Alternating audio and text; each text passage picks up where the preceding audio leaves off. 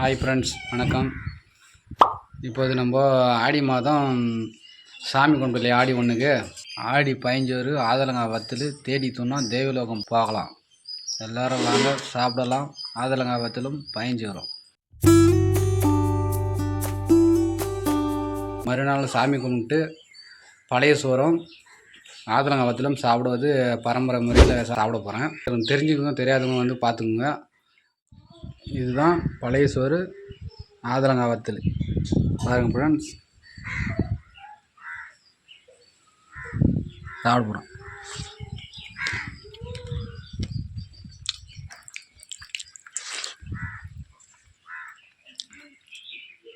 அருமையாக இருக்குப்பா.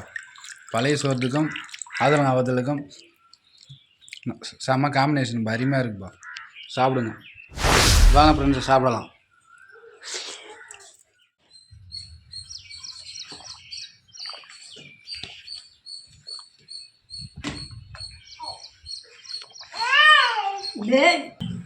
ஓகே, பாய், டாடா.